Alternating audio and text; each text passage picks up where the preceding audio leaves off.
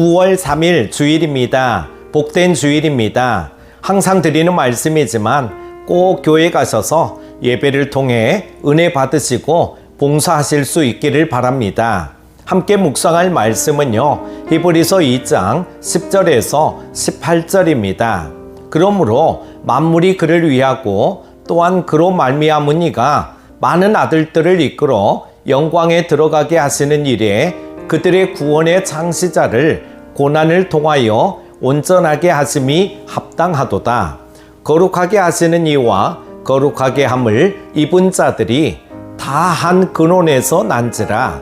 그러므로 형제라 부르시기를 부끄러워하지 아니하시고 이르시되 내가 주의 이름을 내 형제들에게 선포하고 내가 주를 교회 중에서 찬송하리라 하셨으며 또다시 내가 그를 의지하리라 하시고 또다시 볼지어다 나와 및 하나님께서 내게 주신 자녀라 하셨으니 자녀들은 혈과 육에 속하였음에 그도 또한 같은 모양으로 혈과 육을 함께 지니심은 죽음을 통하여 죽음의 세력을 잡은 자 곧 마귀를 멸하시며 또 죽기를 무서워하므로 한평생 매여 종노릇하는 모든 자들을 놓아주려 하심이니 이는 확실히 천사들을 붙들어 주려 하심이 아니요 오직 아브라함의 자손을 붙들어 주려 하심이라. 그러므로 그가 범사에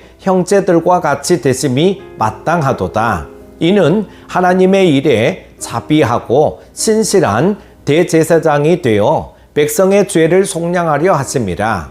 그가 시험을 받아 고난을 당하셨은즉 시험받는 자들을 능히 도우실 수 있느니라. 아멘. 인류가 아무리 문명의 발전을 이뤘다 해도 죽음과 고난의 문제는 해결할 수 없습니다. 히브리서 저자는 오직 예수 그리스도만이 이 문제를 완전하게 해결하실 수 있다고 소개합니다. 예수님은 바로 이 문제를 해결하시기 위해 육신을 입고 이 땅에 오셨습니다. 그렇다면 예수님의 성육신으로 우리가 경험된 놀라운 은혜는 무엇일까요? 첫 번째는 하나님의 자녀가 되는 것입니다. 인류는 하나님께 불순종한 결과로 고난과 죽음이라는 피할 수 없는 운명에 놓여 있습니다. 통제 불가능한 감염병과 세계 곳곳에서 일어나는 자연재해, 또 주변국에서 벌어지는 처참한 전쟁의 소식이 이를 뒷받침해 줍니다. 현대에 들어서 인류는 높은 수준의 기술 문명과 첨단 과학의 발전을 자랑하지만 인류가 당면한 고난과 죽음의 문제는 조금도 해결되지 않았습니다.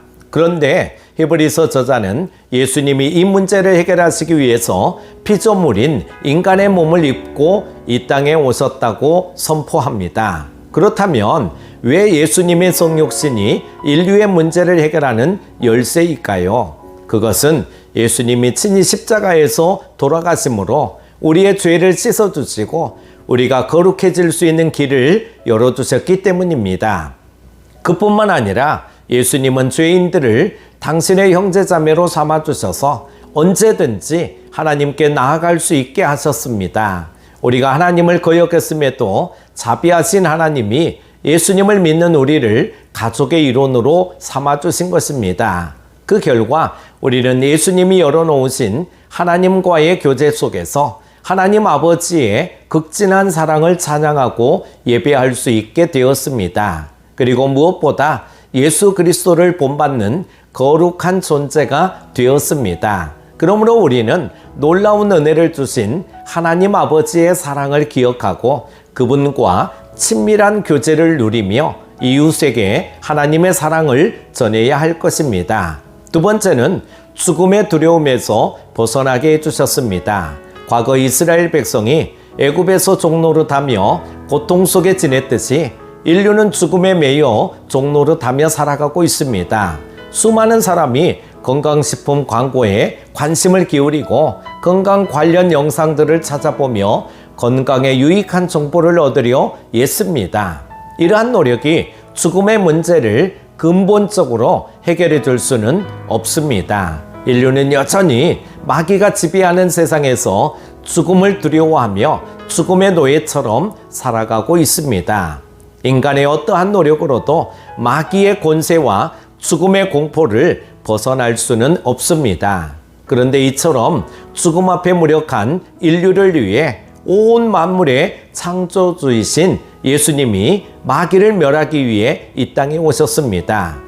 예수님은 피조물처럼 육신을 입고 오셔서 죽음을 경험하셨고 다시 살아나심으로 죽음을 정복하셨습니다. 이러한 예수님의 공로로 인해 우리는 더 이상 죽음을 두려워할 필요가 없게 되었습니다. 예수님은 죽음을 경험하셨기에 죽음과 고난 앞에 한없이 연약한 우리를 깊이 이해하십니다. 그러므로 우리는 언제든지 우리의 대제사장이신 예수님 앞으로 나아갈 수 있죠.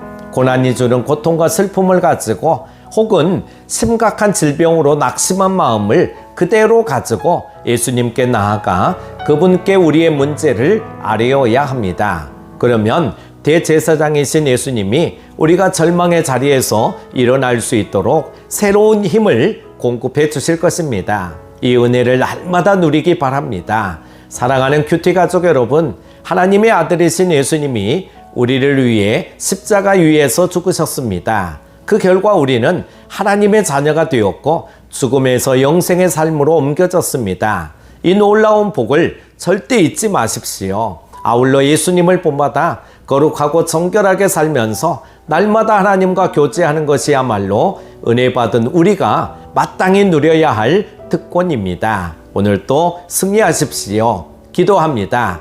언제나 우리를 지켜주시는 하나님 아버지 감사합니다. 새날 주시고 말씀의 은혜를 받게 하심을 감사드립니다. 날마다 말씀을 통하여 우리의 심령이 뜨거워지게 하시고 온전히 말씀에 순종하는 삶이 되게 하여 주옵소서. 한 사람 한 사람이 참된 교회가 되어 선교적인 삶을 살아가게 하여 주옵소서.